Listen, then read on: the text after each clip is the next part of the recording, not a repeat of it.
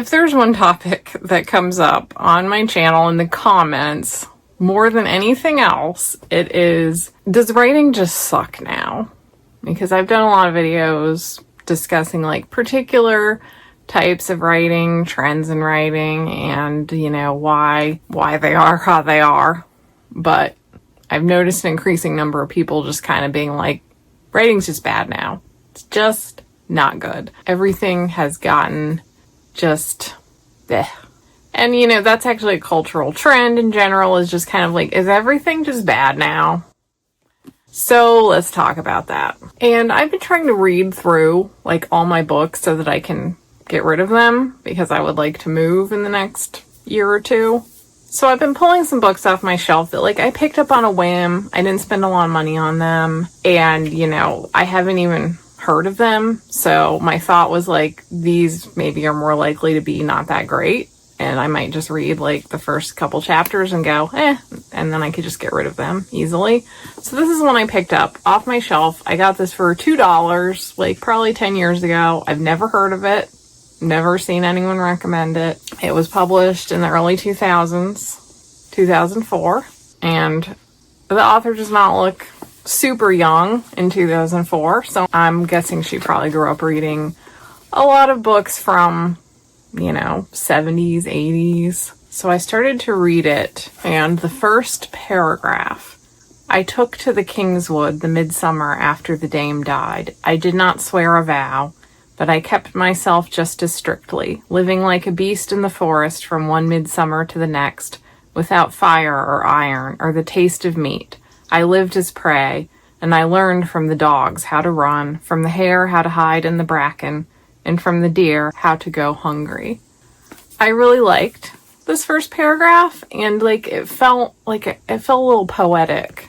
And that got me thinking how many of the books that I read when I was a teenager that were published in like the 70s, 80s, 90s, both fantasy novels and historical fantasy adjacent. Like this novel really does not have magic so much, but it's set in a world that's like not exactly our world, but it definitely feels like it could just be like part of our world hundreds of years ago, like in a medieval type setting. So I kept reading it because I really liked the language, and it really struck me compared to the more modern books I've been reading that are also in first person, just as this is, but have a very different feel to them. And with that said, there are, like, as I've been reading it, this book does have some other areas where I think it does not perform as well as some of the modern books. So I'm going to talk about both of those things. The thing that sucked me in about that book, and that sucked me in about many books that I read when I was a teenager, was this immediate sense of being transported, a sense of majesty, a sense of place, like you were being transported into this realm of myth, and you could feel the weight of the events, the beauty of the places. In contrast to that, a lot of the popular books that my equivalent, like a teenage girl, would be reading nowadays are much more immediate and punchy and focused on emotions. This can make them feel a little cheap. I don't have a better word for it, but there is a certain like more commercial aspect to a book that focuses more on like quick pacing and getting you into the emotions of the character rather than establishing place and a time and a mood and having a bit more of a mythological feel. So I started pondering all of this, and is one better? Is one worse? Or are they just different? And as writers, I think that always learning things and having new sources of inspiration is super important. And that's why I'm also super excited about the sponsor for this video, Brilliant. Brilliant is a learning app that honestly gave me flashbacks to the educational computer games I used to play as a kid, because I thought I hated math, but I loved math computer games. Go figure. Brilliant works by letting you solve problems and play with concepts, and then it gives you EXP and level up, so it's very engaging and helps you retain what you've learned because you're actually working with it as you go, as opposed to just like watching somebody talk about something. And it actually came at a great time for me because I love reading nonfiction. I think reading lots of nonfiction is so helpful as a fantasy world builder. And with nonfiction often comes data charts. And I was actually reading a book recently that had like a data chart in it that was kind of confusing to me, which is, I'm pretty good with data, but I couldn't quite figure out what this one was saying. So I decided to try out Brilliant's data course so I could get more of a ground up understanding of data analysis. And if you're a nerd like me, I think you're going to have fun. When you sign up, you can tell the app how much time you want to devote to learning every day, and you can have it on your phone, your tablet, your computer, all your devices, so you can do it anywhere, anytime. Makes it really easy to incorporate it into your day. And it's crafted by an award-winning team of teachers, researchers, and professionals from Stanford, MIT, Caltech, Microsoft, Google, and more. Brilliant helps you become a better thinker and problem solver with thousands of visual, interactive lessons in math, science, programming, and AI, along with data. To try everything Brilliant has to offer for free, visit brilliant.org/thecozycreative or scan the QR code on screen, or you can click the link in the description. You'll also get 20% off an annual premium subscription. So go learn some stuff and have fun. So I do think there is something to the idea that writing is not as good as it used to be. And one reason is probably just there's more books published and there's a very low barrier to entry. Like literally anyone can publish a book now, and anyone can buy a beautiful cover that makes you think that they're a good writer, but some of them are not. So it can be very hard to tell the difference. Whereas when I was younger, there was not a lot of self-publishing, there was not a lot of access to it, and there was not a lot of resources for learning how to do it effectively. There was not a lot of cover designers that were really professional. So you could pretty much always tell a self-published book from a mile away. They usually just had a bad cover. They just didn't seem professional, and they usually weren't. So it was very easy to avoid them. Nowadays, you will browse Amazon. It's very hard to even tell what has been through some kind of vetting process and editorial process and what is just an amateur who really studied like good cover design and like a good blurb and is not really a very good writer.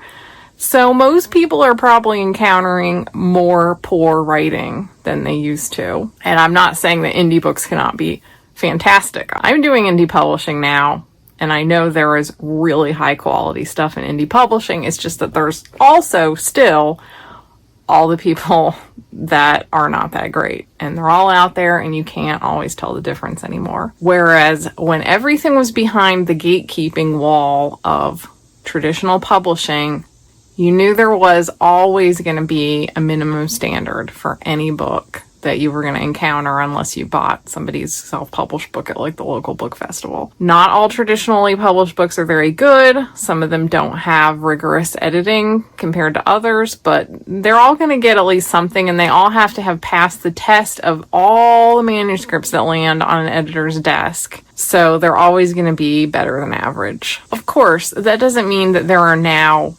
more bad writers than there used to be. It just means that there are more accessible bad writers than there used to be. Therefore, you are having to do more work as a reader to figure out who is a good writer and who isn't, because now they're all in your face. The good, the bad, the ugly, all of it. And there's also always a bias for the past, because the past has already been sorted, and we figured out that process of figuring out what's good. We did it already when it comes to the past. If I think back on what I was reading as a child, let's say the year is 1992. I am 10. I am getting a stack of library books this tall every week. I'm reading voraciously.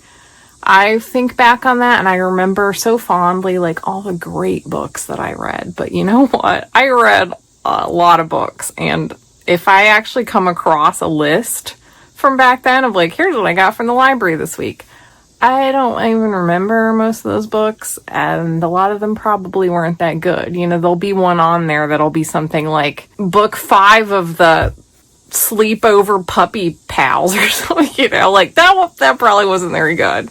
I don't remember those ones anymore. The like, just the equivalent of pulp for kids that was published in 1992 or before. I don't remember those. And same as like, I think of the 1930s, 40s as being like a peak time for writing, because it was like, you know, people didn't have televisions yet. So writing was at a point where it was accessible. There were a lot of books being published. The concept of the editor was really kind of at its peak. So a lot of books were getting a lot of editorial attention, and like writers and editors had some really deep, devoted, long-term relationships during this time. And I think all those factors just made for like some really excellent writing during the 1930s and 40s. But also, as someone who has done used book selling for a decent number of years, both on my own, going to auction houses and buying like a big old box of books for like $1 and just being like, there might be something in there, and working at a used bookstore for some time, I've also seen all the crap from the 1930s and 40s. The books nobody remembers, nobody talks about, and when you open them up, you can tell they're just not that good. Now, I will say the writing quality of those books generally is maybe a little better than more modern books, just on a whole average, but that isn't to say that some of those books still aren't like not great. There's bad and there's really bad, and at some point, does it even matter how bad you even are? And that's just human nature. Like when I think of music, I think the best music comes from the 70s, but I'm often thinking of like Bowie and Queen and ABBA and like bands that I think are like everybody probably thinks of that kind of stuff when you think of the 70s. But if you actually go back, you look at the top 40, either the US or the UK. The UK is almost worse than the US, which surprised me, but like, it's like a lot of it's not good. It's not the stuff you think that's going to be on there. It's terrible. I mean, there is really good stuff on there, but there's also very cheesy, very schmaltzy music that nobody remembers anymore. So that's just how we as humans are. We remember the good stuff. We toss out the bad stuff. Now, there is this term that's hot in YouTube discourse right now, Inshitification. Everything has gotten inshitified, and is writing immune to Inshitification? Usually this concept is tied up with the idea that like capitalism has gone so out of control that like whether it's clothing or furniture or movies or whatever you're talking about, the idea of making something good and quality is starting to fall away in all categories because profit is king and everything is just crap made for profit. Disheveled editing Lydia here. This is YouTube, so I know if I don't say it, somebody's like, I'm going to get a million comments telling me that this was originally coined by Cory Doctorow and specifically about online platforms. And I kind of thought that I had that in the back of my mind as I was making the video, but I didn't want to stop and go research it. So I just kind of riffed more on how I've seen it used lately, which is to apply to almost anything. But as I was editing, I did look it up and, credit to Cory Doctorow and the original definition. Are books immune to this? No, of course not. Just in the last, 10 years or something. When I started out, there was like the big 6 publishers, and now we're down to, I think, 4, big 4.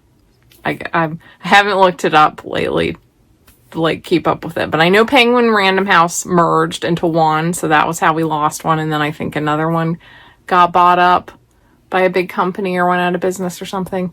Anyway, we went from 6 publishing houses to 4, and 6 was already low compared to the glories of the 1930s, which isn't to say that all popular books are published by these 6 publishers. There's a lot of, different categories have other publishers that are big players within that game. Like Bloomsbury is a very excellent house to be published by. It is not one of the big 6. Nevertheless, like things are just getting consolidated and owned by bigger companies. That's just happening everywhere. And the rush for profits is getting more pronounced.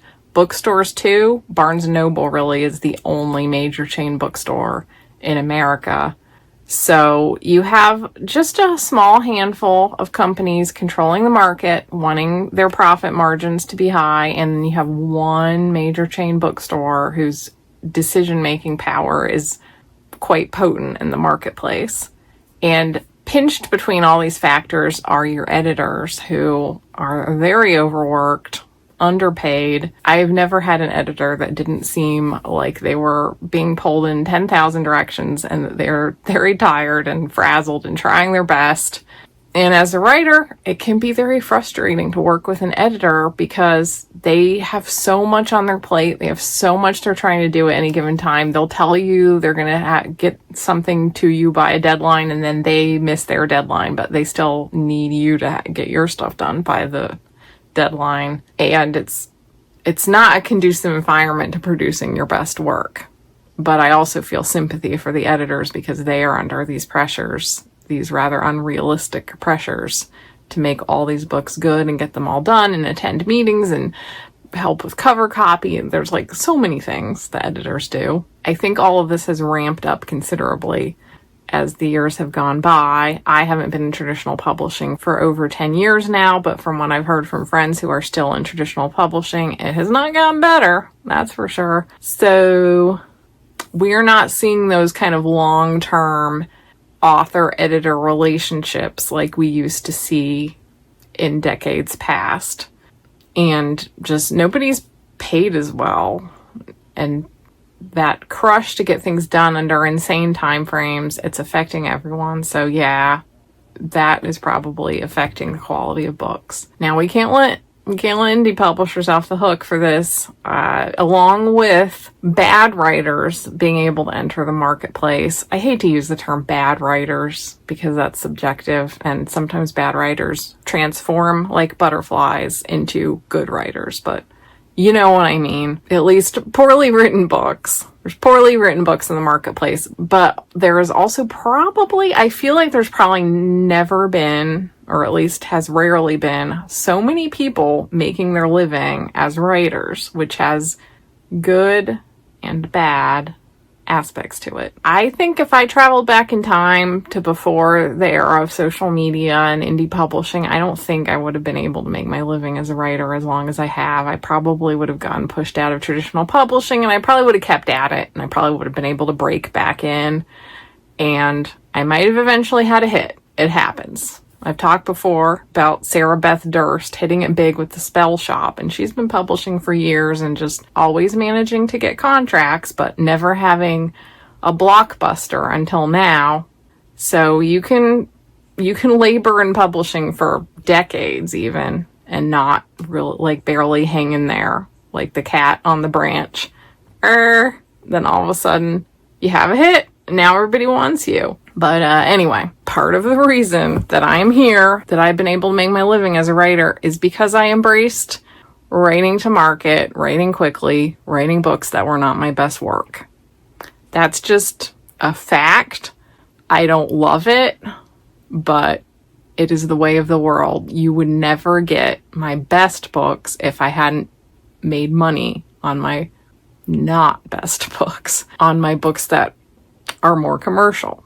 And some of those books I absolutely love and think are great, but like they kind of turned out to be great almost by accident rather than by me really sitting down to craft my great work. So a lot of people are making a living as a writer, and a lot of people are doing it by lowering their standards and producing somewhat mediocre work. Not everybody, but that is a thing that is now possible and happening to a greater degree than ever. So when you add all these factors up, I would say there are still just as many great writers or potentially great writers as there ever has been, but it's harder to find them. It's harder for them to get as much attention from their editors. It's harder for them to stand out in a crowded marketplace. And some of them might be capable of writing something just a masterpiece, but they can't afford to. And instead, they decided that they're going to write smutty hockey romance in a 25 book series. And no hate to any of those type of books. It's just that you're not going to remember them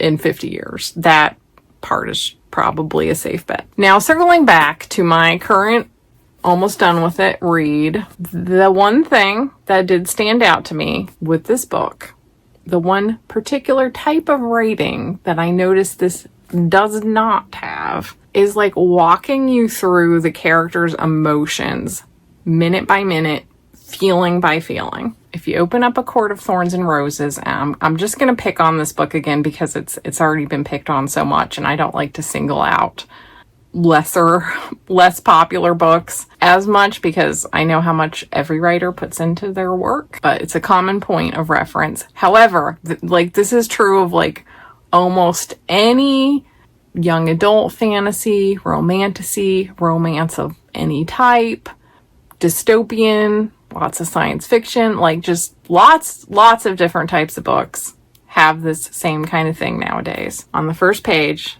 the phrase, "A shudder skittered down my spine at the thought, and I shoved it away, focusing on my surroundings." This type of sentence is extremely common in modern writing to like let you in on a character's feelings and like demonstrating it with physical beats. My heart beat faster. My mouth felt dry. On page 4, we get kind of similar. My fingers trembled. So much food. Such salvation. I took a steadying breath, double checking my aim.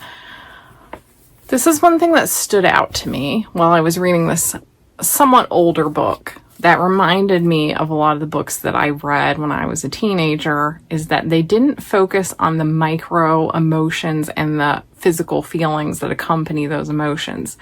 It is hard as you're thumbing through this book to find the character telling you precisely what all her emotions and thoughts are and how her body is reacting physically. It's not as in the head or in the moment as modern books are. And this was common. I pulled some other older books off my shelf and checked those, and I found the same thing. It was very hard to find those types of sentences where someone's hand trembles and then they think their emotions through. So one thing that has happened in fantasy is that the focus has gone from the sweeping, the epic, the putting you in the setting and the mood and the time, and then letting the character unfold within this sense of place and kind of letting you decide what they're feeling to a certain extent. Like this book has a relationship with a man, but is it a romance? I wouldn't say so, because we are not let in on romantic feelings as much. We are left as the reader to kind of decide how romantic this relationship is. We're presented with their dialogue together and just descriptions of like them being physical or not, like having arguments, they have problems. It's more of a realistic relationship that is not posed romantically, and yet they do.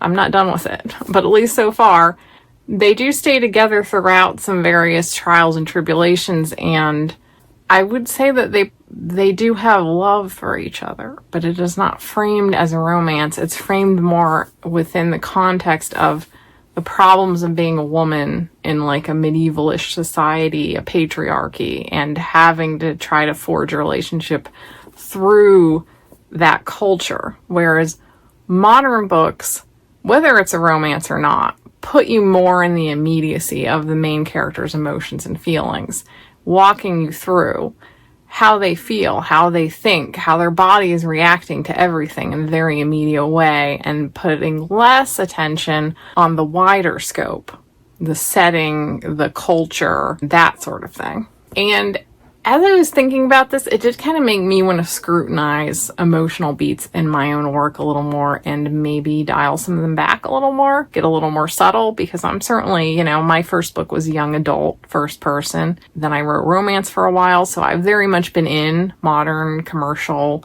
styles of storytelling. But I grew up on a lot more of that kind of storytelling, and I see that there are advantages and disadvantages to both of these types of writing. In this older style, I really feel a sense of wonder, a sense of awe at the place. I feel transported, but I don't connect with the characters as much because I'm not given as much of their interior lives, thoughts, and their like warmer feelings toward anyone Like, she even has a friend in the book, and like, you can tell that she really likes this friend. But I don't like the friend as much. Like, I'm not let into the feelings that the main character is feeling very much at all.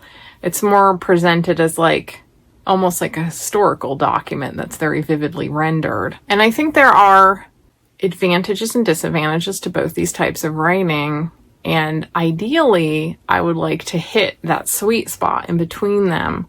I think that I don't love just how much modern writing tells you everything that the main character is feeling and thinking. And, you know, I'm coming at this from more of a like woman point of view. Like, I read mostly books written by women, and I write mostly for women, so I'm not as acquainted with like what men are reading. If any men are watching, have you noticed some different trends in like more male-led genres and types of writing? I don't know. But as a woman, I feel like the writing for women has gotten a little too close to the main character sometimes, to the point where I'm not as lost in the setting and the sense of the world and the sense of being transported. And by the way, this is not even just true for fantasy. This is also true for like historical romances, gothic romances, like lots of different types of books. I would like people reading my books to feel a sense of wonder at the world and feel like they have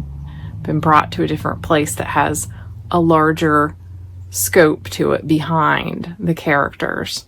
But I also do want them to feel like genuine warm fuzzies about the romances and the friendships. I don't want to lose that either, because that's really the delicious stuff, is when you do really love the love interest and you feel warm about the friendships and family relationships or whatever. Like, I like that sense of warmth and relating to the character, but sometimes it does feel like it has gone overboard, and that it's starting to feel like it's tipping into the tell not show territory in a way, which is funny because when I was first learning to write, this was actually advised as part of show not tell, to show the character's emotions beat by beat rather than like telling you how they felt.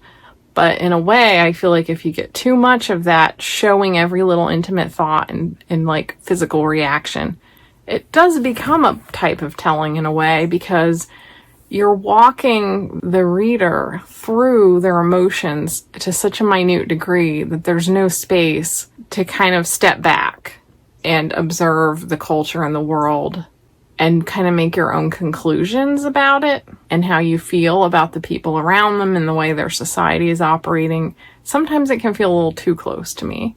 So for me, at least, I feel like the sweet spot for me is a little bit in between books that fall in between these two styles. And of course, with any era, you know, there's broad trends in how writing evolves over time, but there's also just individual writer styles. So this is not applicable to like all books from the past or the present by any means. These are just kind of some observations I've made about how the general style of writing has changed over the decades, and some ways in which it feels like it's gotten a little worse and some other ways in which it feels like it's gotten better. So my general conclusion is that there will always be great writing. There is great writing now. That will continue. I don't think that will ever die, and there will always be an audience for great writing as well. However, are we flooded with more crap than in the past? I would say 100% yes, that is also true. Let me know what you think about present writing versus past writing. Do you have a favorite era of writing like I do? Let me know all your thoughts. And thank you again so much to my sponsor, Brilliant. To deepen your knowledge and have fun doing it, make sure to check out my link in the description. If you're new here, my name is Lydia Foxglove, and I have mostly been a full-time fantasy author since 2009. If you'd like more from me, I have a Patreon and a Substack. Same content on both, and both have a free tier. Or if you'd like 2 bonus videos from me a month voted on by you guys, sign up for my paid tier or my YouTube memberships.